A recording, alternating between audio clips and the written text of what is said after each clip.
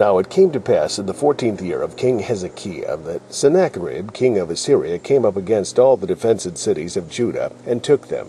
And the king of Assyria sent Rabshakeh from Lachish to Jerusalem unto King Hezekiah with a great army. And he stood by the conduit of the upper pool in the highway of the fuller's field. Then came forth unto him Eliakim, Hilkiah's son, which was over the house, and Shebna the scribe, and Joah, Asaph's son, the recorder. And Rabshakeh said unto them, Say ye now to Hezekiah, Thus saith the great king, the king of Assyria, What confidence is this wherein thou trustest? I say, sayest thou, but they are but vain words. I have counsel and strength for war. Now on whom dost thou trust, that thou rebellest against me? Lo, thou trustest in the staff of this broken reed on Egypt, whereon, if a man lean, it will go into his hand and pierce it. So is Pharaoh king of Egypt to all that trust in him. But if thou say to me, We trust in the Lord our God, is it not he whose high places and whose altars Hezekiah hath taken away, and said to Judah and to Jerusalem, Ye shall worship before this altar? Now therefore give pledges, I pray thee, to my master the king of Assyria, and I will give thee 2,000 horses, if thou be able to, on thy part, to set riders upon them.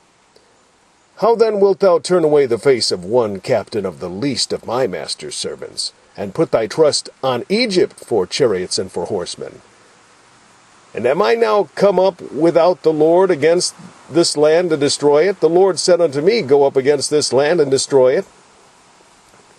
Then said Eliakim, and Shebna, and Joah, unto Rabshakeh, Speak, I pray thee, unto thy servants in the Syrian language, for we understand it. And speak not to us in the Jews' language, in the ears of the people that are on the wall. But Rabshakeh said, Hath my master sent me to thy master, and to thee to speak these words? Hath he not sent me to the men that sit upon the wall, that they may eat and drink, that they may eat their own dung, and drink their own piss with you? Then Rabshakeh stood and cried with a loud voice in the Jews' language, and said, Hear ye the words of the great king, the king of Assyria. Thus saith the king, Let not Hezekiah deceive you, for he shall not be able to deliver you. Neither let Hezekiah make you trust in the Lord, saying, The Lord will surely deliver us. This city shall not be delivered into the hands of the king of Assyria. Hearken not to Hezekiah. For thus saith the king of Assyria, Make an agreement with me, buy a present, and come out to me, and eat ye every one of his vine, and every one of his fig tree, and drink ye every one the waters of his own cistern, until I come and take you away to a land like your own land, and a land of corn and wine, a land of bread and vineyards. Beware lest Hezekiah persuade you, saying, The Lord will deliver us. Hath any of the gods of the nations delivered his hand out of the hand of the king of Assyria? Where are the gods of Hamath and Arphad? Where are the gods of Sepharvaim? And have they delivered Samaria out of my hand?